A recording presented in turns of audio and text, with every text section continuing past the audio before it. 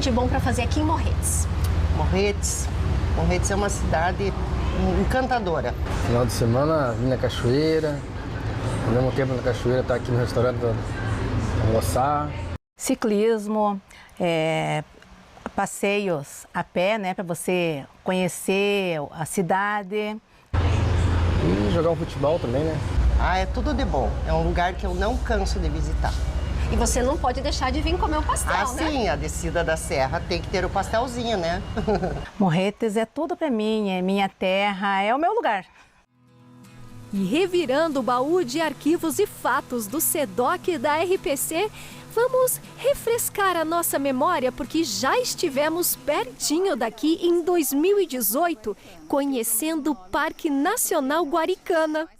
Pense num parque que abrange 3 municípios ao mesmo tempo: São José dos Pinhais, Guaratuba e Morretes. Você conhece? O Parque Nacional Guaricana, ele tem aproximadamente 50 mil hectares de floresta atlântica. Possui uma diversidade muito rica. Aqui na trilha já podemos ver que tem pegadas de anta. É difícil de visualizar o animal, mas eu tenho um equipamento que é uma armadilha fotográfica que ela detecta o animal. Olá, uma ótima tarde, tudo bem aí? Começou o seu programa de sábado e para você que adora descer a serra e desbravar a nossa Mata Atlântica, esse aqui é o paraíso. Estamos no município que é famoso pelo barreado, banana chips e pelas águas do rio Inhandiaquara. Mas esse cantinho aqui, ó, bem rural, também te leva a mergulhar em belezas únicas e preciosas. Vem se inspirar neste outro lado do nosso litoral, na comunidade Rio Sagrado em Morretes. Agora, com o Plug!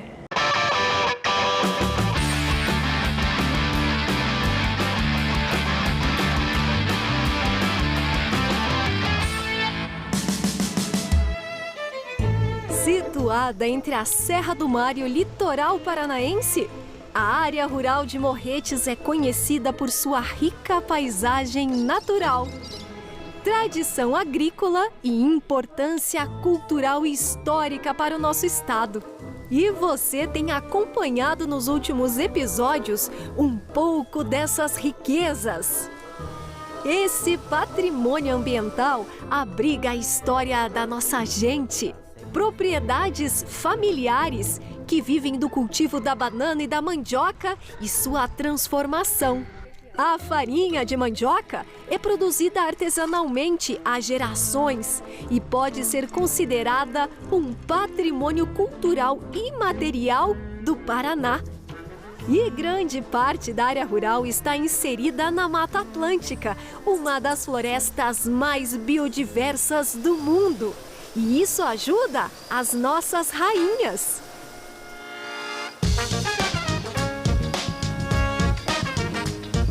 Aqui no bairro Candonga, o casal Yamamoto Belenda resolveram olhar para uma tríade em mata, abelhas e palmeiras. São montanhistas e procuraram um sítio para falar quero paz e muito trabalho, é isso? É isso mesmo. A gente se mudou para cá, a gente queria saber como conseguir sobreviver conseguindo tirar o dinheiro daqui do nosso sítio mesmo.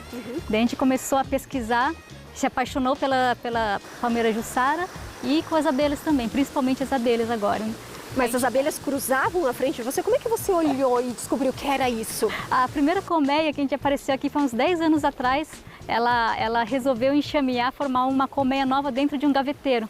Daí a gente olhou para ela e depois a gente transferiu para uma caixinha tudo, né? Mas já se apaixonou por ela, tá até hoje na mesma caixinha ainda. A gente tem ela, é um xodó nosso. E hoje, como é que funciona o trabalho? Quantas colmeias vocês têm? A gente tem algumas centenas de colmeias, entre 15 espécies que são abelhas nativas da região, que são naturais daqui mesmo. E quando vocês começaram com essas abelhas, como é que vocês olharam para o entorno delas? Qual foi a primeira preocupação? A primeira preocupação é sempre alimento, né? As abelhas a gente tem que ter muita flor. A primeira coisa que a gente começou a fazer foi plantar. Tudo que é tipo de planta que dê flor, principalmente, e que dê flor o ano inteiro. Eu posso dizer que é nessa hora que entrou então a palmeira jussara? Sim, a gente observou que quando floresce ela, né, que geralmente no inverno, final do inverno, começo da primavera, é o momento que enche de abelha. Então a gente vê, essa palmeira é importante. Eu comecei a trazer mudas e jogar aleatoriamente no terreno, né?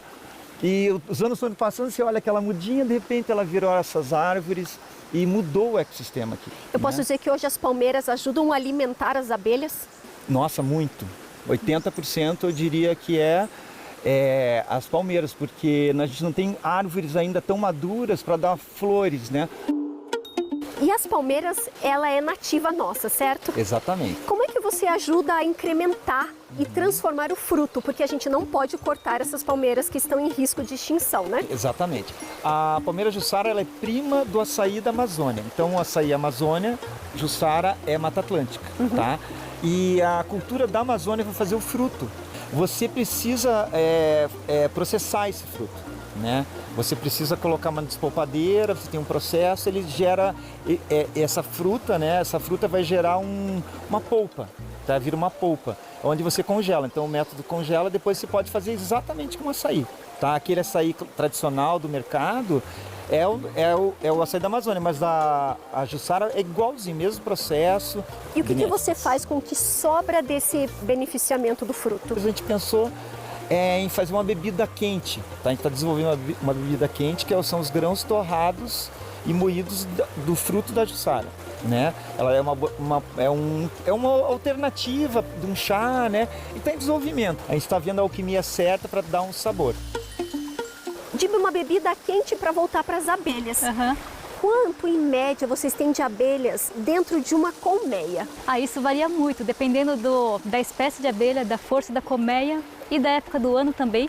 Pode chegar de 300 abelhas numa colmeia só até centenas de milhares, 100 mil, dependendo da colmeia. Mais ou menos uma vez por ano a gente pode tirar tanto o mel quanto a própolis e ainda dividir as colmeias também, de pegar uma colmeia e transformar em duas. Como é que eu posso dizer sobre o sabor do mel? Como é que vocês classificam? Isso é muito variado, é uma biodiversidade gigantesca que a gente tem aqui, tanto de espécie de abelha quanto de espécie de flor. Até a umidade da hora que a gente está colhendo o mel, isso daí também já vai fazer diferença, então vai variar muito. Tem cada potinho que a gente vai, cada vez que a gente experimenta, na mesma colmeia vai ter um sabor diferente. Então eu vou te mostrar aqui uma das nossas xodós, uma abelha que é super bem adaptada aqui no ambiente de floresta, que é a abelha guaraipo. Tá? Uma abelha grande, super mansinha, pode ficar à vontade do lado dela, que ela não vai oferecer perigo nenhum, ela é muito boazinha. A caixinha está toda protegida, tanto para chuva como para animais também, que podem vir macaco, tatu. E ela mesma é que faz essa caixinha verdade. aqui, né? As caixinhas aqui, a grande maioria delas sou eu mesma quem faço, eu que sou a marceneira da família. Então vou começar aqui, então, a abrir a parte da comida dela e... A rainha está aqui sim, ó. Tá vendo? Essa mais barrigudinha. Essa aqui é a abelha. Essa aqui é a abelha guaraipo. Essa mais escurinha é quando ela está mais adulta e a mais clarinha quando ela acabou de nascer faz pouco tempo, é minha filhote ainda. Então, assim a gente abre o potinho, tira a tampinha dele e colhe com uma seringa assim, uma seringa com um canudinho na ponta. E olha só que mel que saiu bem mais líquido, né, do que o mel mais conhecido de apis. E a gente coloca nas costas da mão para experimentar. Sim. Ele é mais líquido? Bem mais líquido. Para mim ele é mais cítrico, parece laranja, né? Cada abelha vai ter um sabor. O sabor dela é sempre assim um pouquinho mais cítrico, floral, frutado, é sempre... E cada vez que a gente experimenta é um sabor diferente, nunca é igualzinho uma vez da outra, é sempre uma surpresa. De tudo isso que a gente falou, dessa tríade entre mata, abelhas e palmeira, vocês vendem ao público, certo? E trabalham com o que especificamente? Com mel, com própolis. A gente também tem uma pomada de mel e própolis. E alguns produtos das plantas também, da polpa de Jussara, das outras plantas que a gente consegue produzir aqui também. O nosso trabalho, mínimo impacto na colmeia, só colhe, né, de uma maneira racional e esteriliza um vidro e coloca dentro. A gente tenta não modificar, filtrar ou qualquer coisa, pasteurizar, né? A gente tenta não modificar para você pegar aquela coisa da natureza, para as pessoas conhecerem. Bom, em pensar que quando vocês chegaram aqui, há 30 anos a região era bem diferente. Já foi uma área de pasto, A área já foi utilizada para transformar madeiras de lenha em carvão, tem muitos forninhos aqui também. E hoje, o que você poderia falar da região?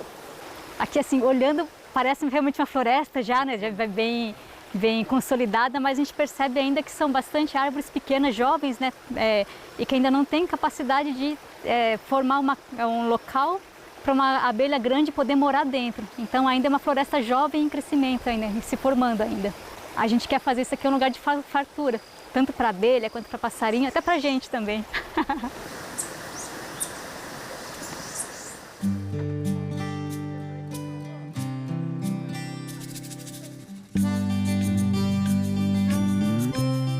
Outro lugar que tem um grande vínculo é aqui na Escola Rural do Canhembora. Eu tô com um pouquinho da história aqui dessa escola que traz a força, valoriza a educação, e ela é firme mesmo, mas ó, eu tô com parte da história. Eu tô aqui com a primeira professora, que é a tia da professora Grazi, e a avó Lavínia, que foi a servente, é isso? É isso mesmo. É uma história de educação de gente que trabalhou pela educação. Total. Então vamos lá. Essa escola surgiu em que ano? 1969. Nossa, já faz tempo. E por quê? Por que ela se formou seu núcleo de educação aqui? Ela surgiu da necessidade de atender a população que morava aqui e não tinha como se deslocar aonde teria outra escola por causa da questão de transporte. Uhum. E é verdade que ela foi a primeira professora? Minha tia. Minha mãe também foi professora. Uhum. Minha avó foi servente e hoje eu atuo na escola.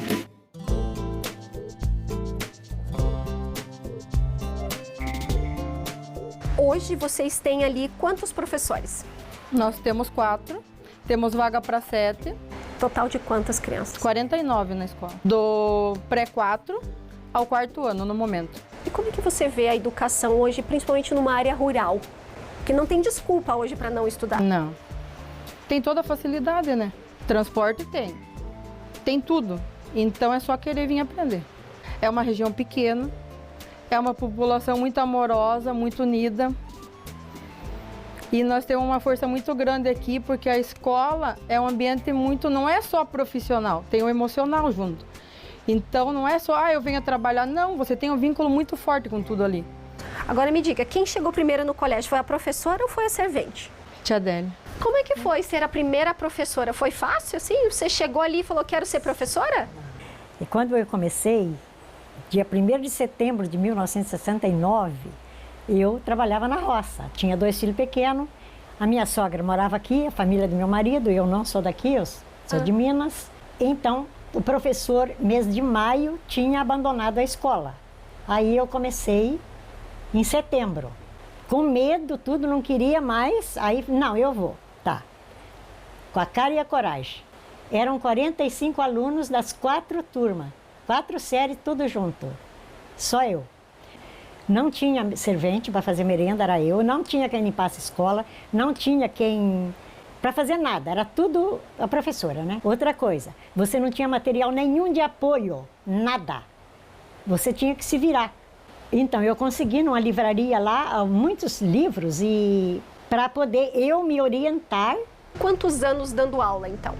Aqui no Canhembora foram 16 anos. Eu fui obrigada a sair com 70 anos, né? Porque não pode mais, né? Mas se eu pudesse, eu falo para eles, se eu pudesse fazer o concurso de novo, começar do zero, primeiro ano, eu voltava. Era a minha vida. Conhecia todo mundo. Era uma família. Todos os meus alunos, olha, um beijão para vocês, saudades, muitas saudades. Beijo para todos.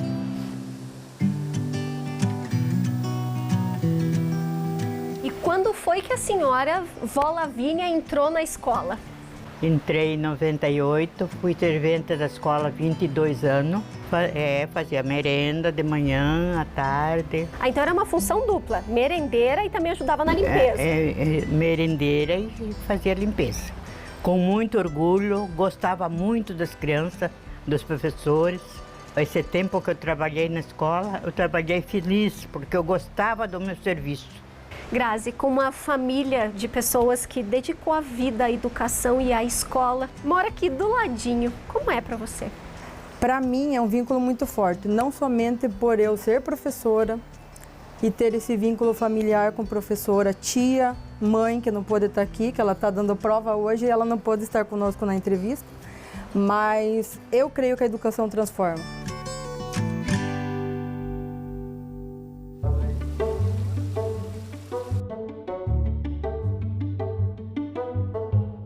A terra representa a vida, o verde representa a esperança e muito trabalho. Para o casal Silva e Osten, a pandemia mudou toda a história de vida desses dois, certo? Certo. É isso? Isso mesmo. Agora vocês vieram para a pandemia, falaram só uma temporada e daqui não saíram mais. Estamos até hoje. Não vão embora? Não. Não, se Deus quiser. Daqui eu não saio mais. Mas vamos lá. Quando vocês vieram para cá, o Paulo falou assim, tem 6 alqueires e não tem um plantio. Não tinha um pé de alface. Aí ele teve a ideia de começarmos a plantar a pitaia. Foi quando eu perguntei para ele, mas o que é isso? Fui pesquisar na internet e comecei os cursos sobre pitaia que eu tenho, sobre o plantio, sobre as mudas. Aí foi tudo na internet. Quando vocês começaram, quantos pés de pitaia vocês plantaram? Nós plantamos na primeira leva aí uns 30 pés. Tá. E hoje a meta? Hoje a meta é 1.500 pés. Bom, começaram com a pitaia e depois passaram para o quê? Depois nós plantamos abacaxi, nós plantamos pupunha, nós plantamos as frutíferas, pitanga, araçá, uvaia. Isso foi em 2020, foi crescendo? 21, 22, 23, e 24. Atualmente? Atualmente nós temos umas 15 espécies, tá? De frutas, tá? E ao todo deve dar uns 3.800 pés. Esse palmito que tem aqui, vocês também plantam, vendem? Esse aqui é uma pupunha, tá? Então nós plantamos, 1 ano e meio depois já dá o primeiro corte e daí a cada 4 meses dá mais um corte. A ideia nossa é ter mais ou menos uns 5.000 pés de pupunha. A sua propriedade, ela está há 11 anos na família e ela é rica em água, certo? Certo. Aqui são 6 alqueires e cortada pelo rio Canhambora e o Rio Sagrado. Que é esse aqui que a gente está. Esse aqui que nós estamos. Esse é o Rio Sagrado. E nesses 6 alqueires, 4 alqueires praticamente é só reserva. Que a gente faz questão de preservar e no plantio que a gente faz aqui também não se usa agrotóxico. Paulo, caminhando pela sua propriedade, a gente repara que o cultivo foi feito de um jeito diferente. Qual é o sistema? Então, em 2021, nós começamos a fazer um maracujazeiro. Daí vimos que não ia para frente porque dependia de veneno. Aí nós queríamos ser orgânico.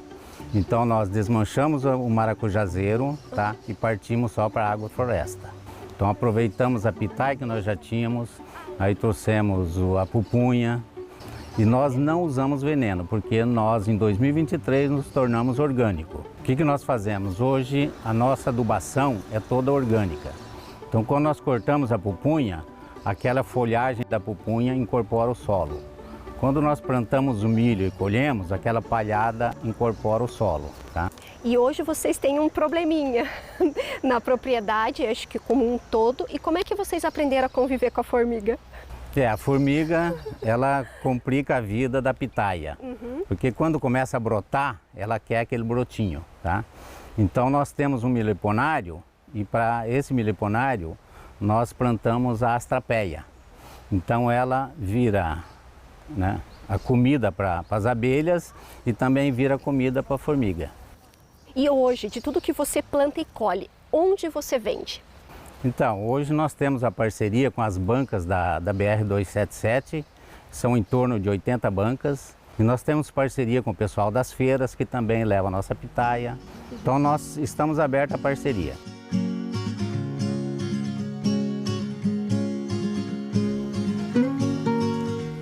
Marley, na pandemia vocês fugiram para cá, saíram da capital. Exatamente. E descobriram um paraíso que hoje você quer valorizar ainda mais, certo? Sim. A nossa intenção aqui é começarmos com os celeiros tipo pousadinhas, né? para todo mundo ter a oportunidade de vir aqui, de conhecer, é muita beleza, é muito rio, a mata é maravilhosa, a plantação de pitaia é fantástica. Embora daqui você não quer? Não, embora daqui eu não vou. A obra não vai parar nunca mais? Não vai parar, aqui. A gente vive em obra e está sempre fazendo, e não adianta eu fazer esse monte de obra só para mim, né? Então eu quero fazer os celeirinhos para trazer o pessoal, entendeu? E poder compartilhar tudo isso, que eu acho legal. Na minha infância, meu pai, meu avô eram agricultores, pecuaristas, e eu tenho isso na veia, né? E a Marley também, como gosta muito, né? Então a parceria é perfeita. Eu e ela gostamos do que fazemos.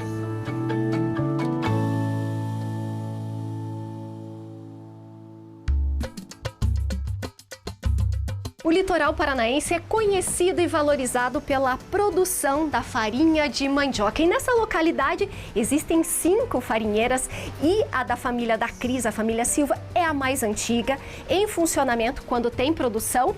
E a história começou, Cris, lá com o seu trisavô? Isso mesmo.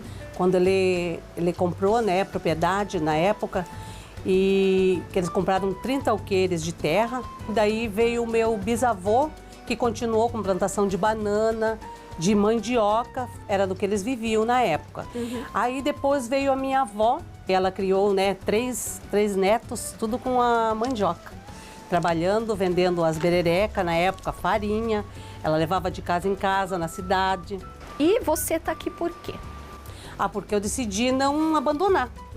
E desmontar tudo o engenhinho e se perder a história da minha avó, que é uma referência, né? E tô até hoje, né? Criei meu filho. Mas quando teus vizinhos vêm aqui para produzir, você empresta o espaço e fica com uma porcentagem da farinha. Sim, e às vezes eu até empresto só para ela estar funcionando. Para mim não deixar, né? Se perder de vez. Tem peças aí de mais de 100 anos. Então elas não podem ficar, né, sem uso. E essa história, ela é única, tem mais aí de 100 anos na região, né?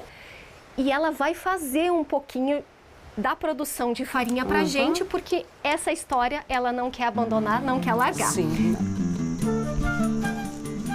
E aqui você pegou quantos quilos mais ou menos de mandioca suja tem? Deve ter quase uns 10, né? Uns 10? E você começa agora lavando? Não, ela vai para raspagem. Esse processo de cascar é bem trabalhoso. A faca tem que estar bem afiada, só não pode tirar muito a pele da mandioca. Tem que ser meio por cima, senão perde muito. Quanto de mandioca precisa para fazer a farinha e render uma boa quantidade aí? Então, uma cancela dessa aqui, uma caixa dessa aqui, ela é na base, se ela tiver uma mandioca mais velha, vai dar uns 8 quilos. De farinha? De farinha. Aí depois que ela vai ser lavada, para daí ela ir pro ralo para ser ralado. É um ralo simples, né, artesanal, feito mesmo em casa, só que ele é elétrico, que daí ele vai mais rápido. Bom, isso aqui é o resultado, né, da gente ralar, que ele espirra tudo na gente, não tem como não ficar sujo. E aí agora a gente vai tirar essa massa para a gente levar para a prensa. Para tirar toda a água, todo o líquido, que vai ficar só a massa, quebra tudo na mão, né, ela, e passa na peneira, para poder levar para o forno para torrar. Essa aqui é a nossa máquina manual de mexer a farinha para torrar, né? No começo ela é pesada? No começo é pesada, ela leva de 2 a 3 horas e depois ela vai secando a massa e daí no final ela fica bem mais leve, né? Que daí na hora de tirar, que tiver torrada, tá bem levinha. A massa que a gente acabou de espremer e colocar no forno continua lá para torrar. Mas esse aqui é o resultado final, certo? Sim, serve para você comer ela com barreado, com feijão, né? Que é o costume do pessoal daqui da região. E é uma delícia. Bom, essa aqui ela tinha em casa, a gente não tem como esperar ficar pronta. E olhando para essa farinha já pronta, o que representa a história da tua família junto com esse tubérculo que está aqui? Que lembra muito da minha avó e o quanto ela sofreu bastante para criar a gente, e isso me lembra muito ela. E eu, no mesmo tempo, fico muito feliz, né, por ter tido esse material, uma mandioca, farinha, né, para de sustento para nós e dela ter conseguido criar a gente, né? Já que vocês plantam, tem mandioca, ele é tão importante, será que você não me ajuda com uma receita fácil para o pessoal copiar em casa? Sim, podemos fazer o croquete de mandioca. E quais são os ingredientes? Os ingredientes de croquete de mandioca com recheio de palmito são 1 quilo de mandioca cozida e amassada, um ovo, 1 colher de sopa de margarina, cheiro verde e sal a gosto. E temperos também a gosto, né? Para o recheio, 500 gramas de palmito pupunha refogado. E ó, a gente chegou aqui na cozinha da Cris, ela já deixou uma mandioquinha cozida no fogão a lenha, porque a receita promete, né? Sim. É uma receita fácil? Bem fácil. Por onde que você começa? Começo pela mandioca cozida e amassada. E amassa ela, né? Tira os fiapos dela e tem que ficar bem amassadinha ela. Agora nós vamos acrescentar os ingredientes. Qual? O ovo primeiro. 1 colher de sopa, né, de margarina. Agora os temperos. O que você está usando aqui? Cebolinha. Agora nós vamos colocar o temperinho seco, né? E o que você está colocando aqui? O chimichurri? Sim. Aí a gosto, uma pimentinha do reino. E agora um pouquinho de açafrão. E tem o sal, né? Agora sal é a gosto. Quando você põe mais ou menos? Eu coloco uma colherzinha dessa de chá. E agora? Agora nós temos que colocar a mão. Mão na massa, vai lá misturar. Só um ovo é suficiente para dar liga, porque a tua mandioca aqui já estava quente, né? Isso, e depende muito da mandioca também. Ela tem que estar bem enxuta. Uma mandioca com muita água, daí ela não fica legal. Então, por favor, quando separar a mandioca, tira bem a água, né? Isso. E do lado você já refogou o palmito de pupunha, né? E você pôs cebola, alho, temperos à vontade. Sim. Picadinhos. Tudo picadinho. Agora você vai montar. Isso. Como você faz? Vamos fazer as bolinhas, né? Tá. Enrola, daí abre assim no meio, pra fazer, né, um lugarzinho pra colocar o recheio. Aí põe o palmito, fecha. Isso. E bolinha de novo. Mas eu te pergunto, como é que você vai fazer? Vai assar, vai fritar? Essa massa aqui, esse croquete, dá pra fazer assado na air fry, assado no forno, mas eu gosto dele frito. Porque pra mim é o melhor. Tá bom, vamos fazer todos então.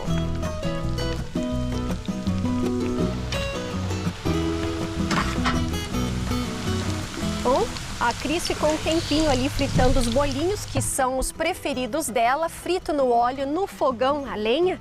E tá aqui, ó, uma mesa forrada, linda de babá. Agora apresenta pra mim os bolinhos. Bom, o primeiro aqui, que foi assado no forno. Elétrico. Isso, no forno elétrico. O segundo é o frito. Que você ama. Que eu amo. E o terceiro ali é o que foi feito na air fry. Que ele fica uma crostinha, né, por fora. E dentro ele fica bem macio. Fica parecendo um pãozinho, Isso. né? E claro que ainda fizeram um bolo de milho, pão. Como é para vocês esse momento, assim, de partilhar a mesa? Por que tinha que ter tanta coisa? Ah, porque isso daqui, né, a gente volta lá na nossa infância. Era o que a gente comia, né? Que a minha avó fazia, e o bolinho de mandioca foi a minha irmã que inventou até.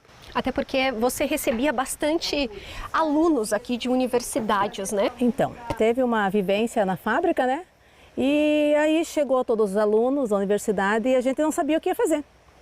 Aí eu já pensei rápido, minha irmã estava desesperada, como sempre. Falei, não, vamos fazer um bolinho de mandioca, vamos correr na roça, eu já colhi a mandioca, já cozinhei, já fiz o processo, já colocamos para fritar, um pouco assado ali e deu tudo certo e surgiu o croquete de mandioca, que ele ficou famoso, né? Ele foi para várias cidades, a minha irmã criou fama vendendo daí o bolinho de mandioca. Uma delícia, o tempero fritinho, ele é o mais saboroso, né? Me desculpa, tem todas as opções, forno, air fryer, é só você escolher aí na sua casa. E se quiser rever essa receita que a Cris acabou de ensinar, você perdeu, é só acessar rpc.com.br/plug, ó. Marca a gente nas redes sociais, quero ver, ó, a delícia que você vai fazer dos bolinhos. Obrigada, gentileza.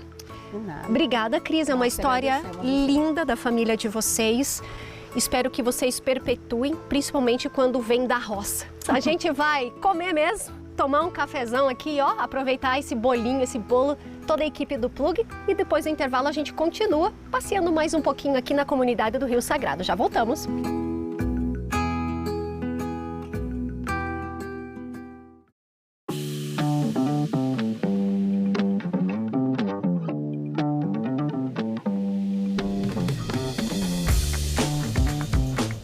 De volta hoje na área rural de Morretes. E olha, você acompanhou histórias incríveis, lugares para conhecer, turistar, comer e tantas histórias de família.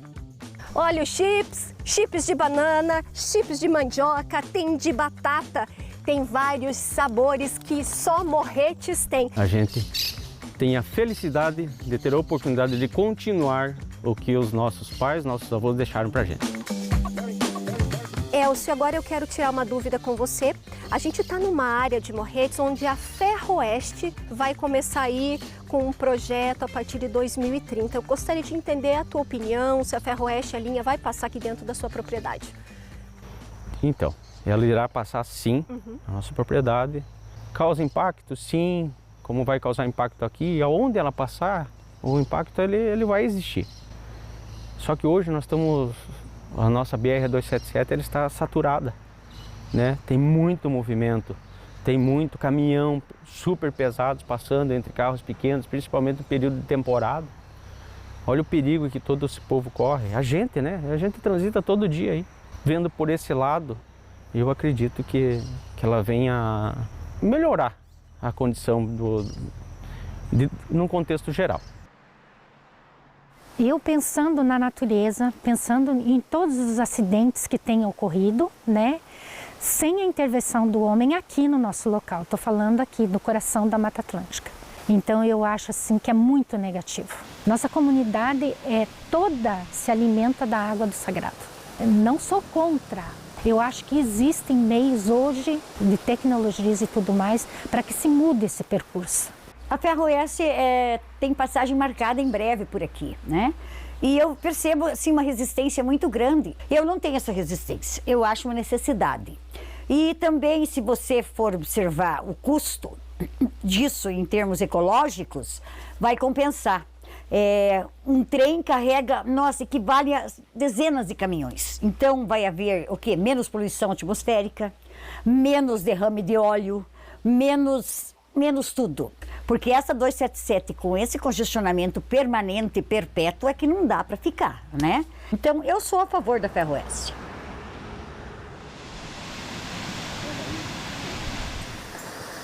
Bom, então a gente tem ouvido há alguns anos um projeto chamado Ferroeste que vai passar na Serra do Mar, cortando 50 quilômetros nessa altitude aqui, que é 400, 500 metros, tá? É o projeto deles. E coincidentemente, como a minha propriedade faz divisa com o Parque Nacional Guaricana, eles não querem passar no parque, querem passar para baixo. É na minha propriedade.